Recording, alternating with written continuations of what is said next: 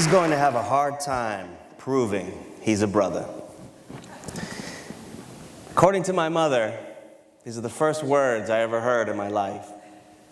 And they were spoken by the pediatrician who delivered me at Alta Bates Hospital in Berkeley, California. Dr. Boynton was her name. He's going to have a hard time proving he's a brother. A brother, mind you. This was the 70s. And the doctor who said those words, our pediatrician, couldn't have realized how right she was. But at the same time, she couldn't have realized how wrong. Because while I have spent my life proving, in a sense, my black identity,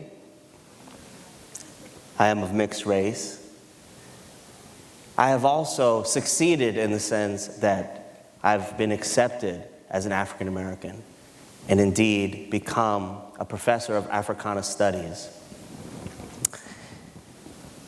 Because for most of my life, that burden of proof, the need to pass the black enough test, has been one of the journeys of my life.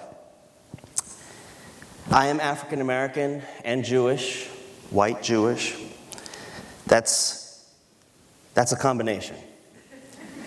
I think you'll have to admit that that's a real combination. Reminds me a little bit of a play that they've been giving locally, although I don't think they're giving it anymore, in Port Jefferson. The title, My Mother's Italian, My Father's Jewish, and I'm in therapy. And I am in therapy. Just kidding. But anyway, that's what I'd like to talk about. They told me I was the first guy today to speak to the TEDxSBUWomen's talk, and I'm very proud to be that first guy.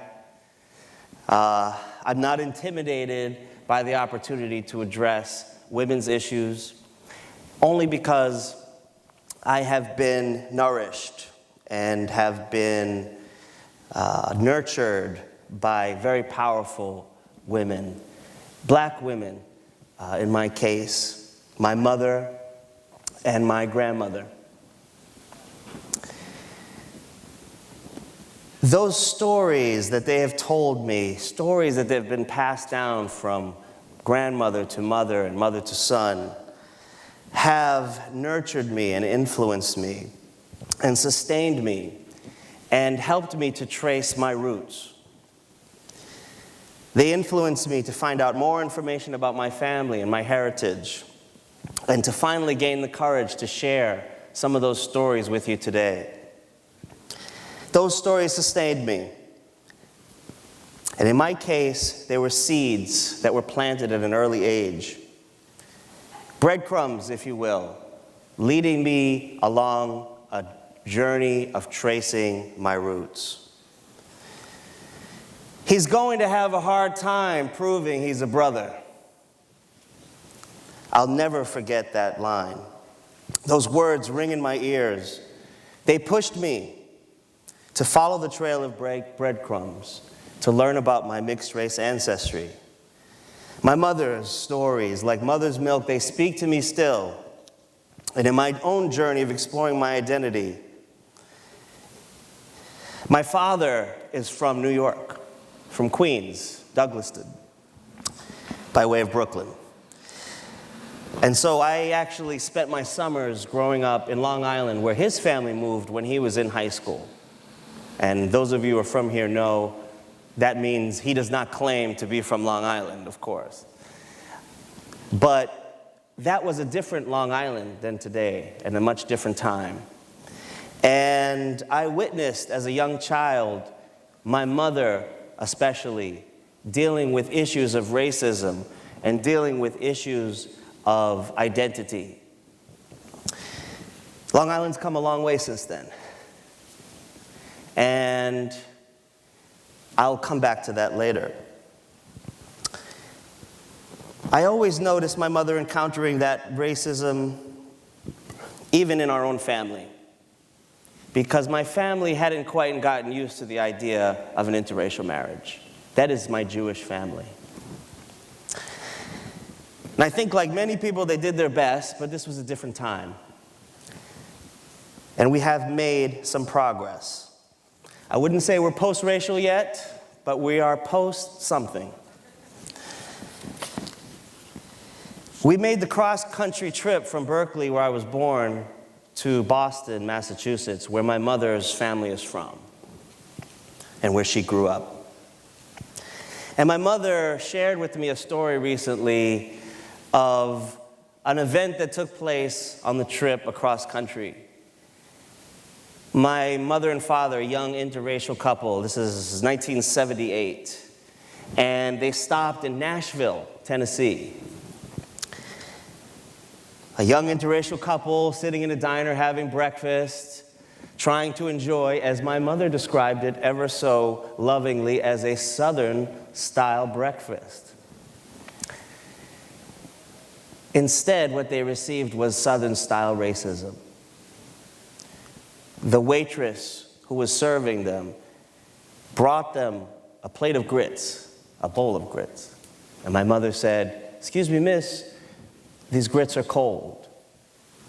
And the waitress, in what has become characteristically part of the Southern establishment at that time, that is to say, the right to refuse service to anyone, stuck her finger in the grits and said, "These grits aren't cold." And that stuck with me. I guess I was there. It just realized I was there. I was 3, but I was there. And so that was kind of the experience, moving across the country, supposedly moving north now to Boston, Massachusetts, where they would unfortunately also encounter Northern-style racism. Moving back to Boston, where my mother was from, this gave me the added perspective of my grandmother.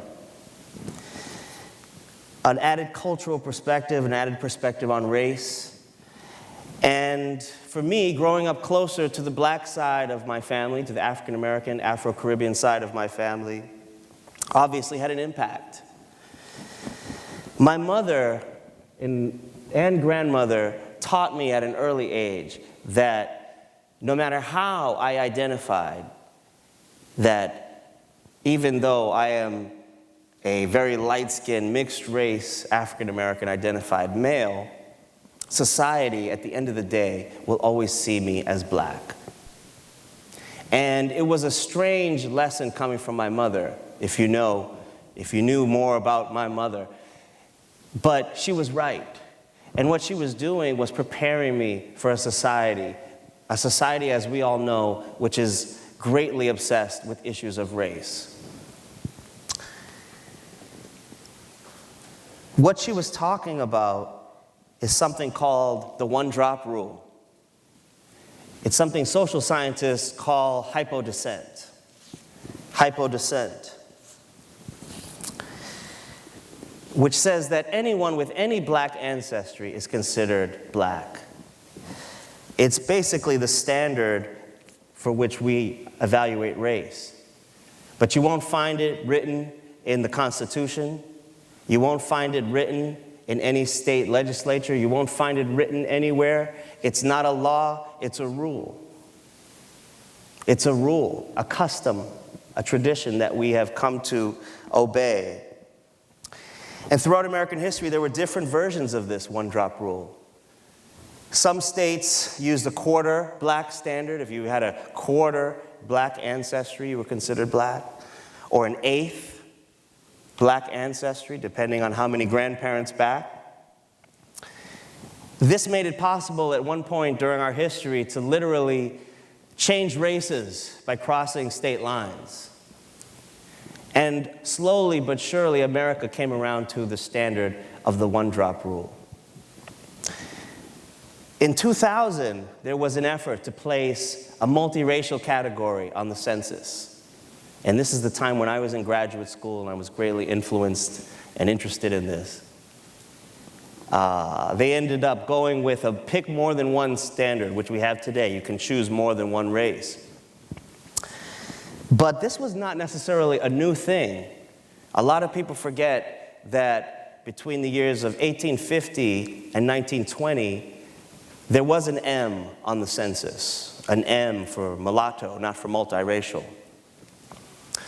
And so, as that died out by 1920, a lot of this has to do with the Harlem Renaissance and the idea of black is beautiful, that anyone as light-skinned as Langston Hughes or W.B. Du Bois or Paul Laurence Dunbar or any of the folks we associate with the Harlem Renaissance would be considered black. The one-drop rule, triumphant.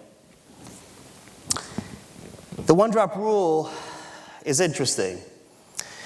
And I always joke with my students, it's always been a good thing for me because I probably have like about one drop, maybe. No?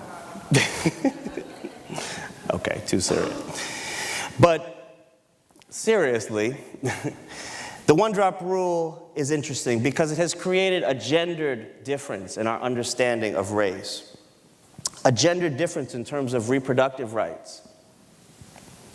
Because of this strange and unusual racial formulation, only in America, this one-drop rule idea, I want you to think about this for a moment. A white woman can give birth to a white or a black child.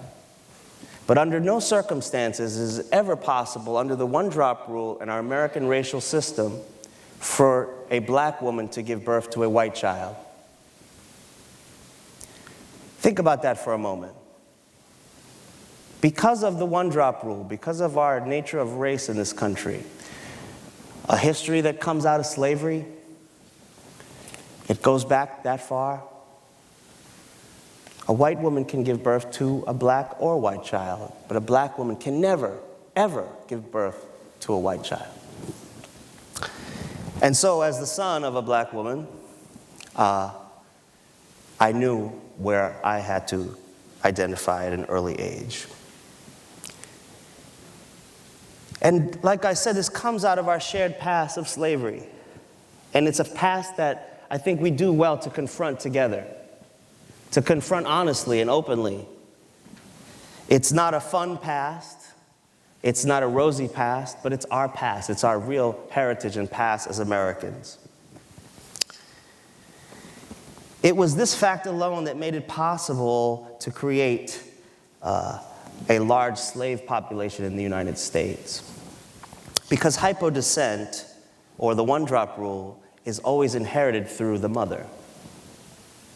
That is to say, a slave during slavery, no matter who his father was still born a slave because status was inherited through the mother. And so as we consider this TED Talk around women, consider those mothers, consider those slave women whose names have been erased in many cases from history and forgotten about. Consider the contributions of mothers during this time. And it made me consider my own mother. My parents, whether subconsciously or not, intentionally put me in all black schools my whole life. Thanks a lot. That was great. Just kidding.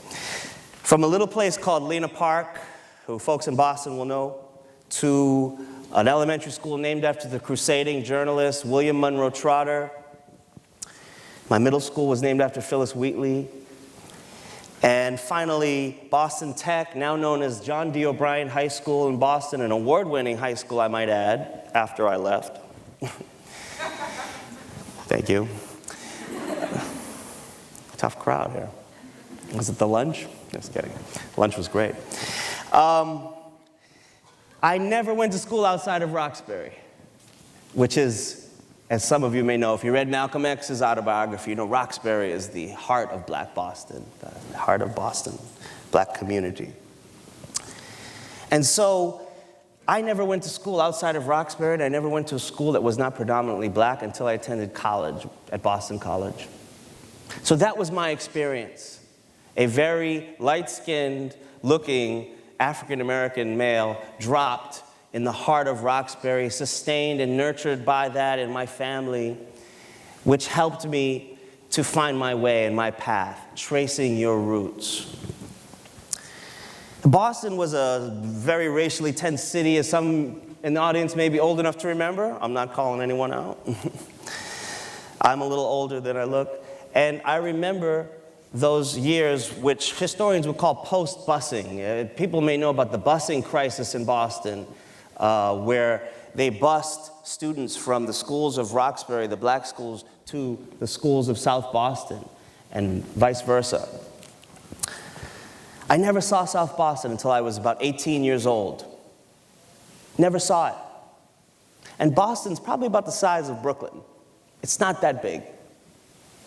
I never saw South Boston. Why is that? So immersed in African American identity and culture was I that I didn't even occur to me to see South Boston, because at that time, Boston was extremely segregated. Maybe you've seen the footage of them throwing rocks at the high school, at the school buses in Boston. If you saw the movie The Departed, no? That's my Boston accent, sneaks out sometimes. The Departed, yeah, the beginning, the footage they showed of that, of the busing crisis. So that was the Boston that I grew up in, the post-busing years, I should say. And just to give you an example, while we were traveling one evening through Boston, we were a little nervous because we were passing through South Boston. And my grandmother, who is pretty clearly black, got nervous, and we said, maybe we shouldn't be in this part of town at this time of night, because dangerous situations were not a strange occurrence in that neighborhood. And my grandmother said this, and I'll never forget it. She said, if they stop us, just tell them I'm the maid. Because my mother and my father and my brother and myself, all sort of like racially ambiguous. And that struck me. I never forgot that. So that was the Boston that I knew, a Boston that to be caught after sundown, to be there after dark as an African-American person was a very, very dangerous thing. So I never saw it. Even though I probably could have gone over there, you know, that's something that black folks just didn't do then. And Boston has changed a lot. They call it the new Boston now. And Long Island has changed a lot since when I was a child. And so, tracing your roots, when I think about my racial journey, what it's brought me through, it's brought me here. Back kind of where it all started. From Boston to Long Island, where my father's family lived. And to be teaching African American history, and to be able to discuss issues of mixed race here in the place where, in my mind, was almost like a second home, has just been one of the honors of my life. And it's been my honor to share my story with you today. Race is a problem, but we made race, and we can unmake it as well. Thank you.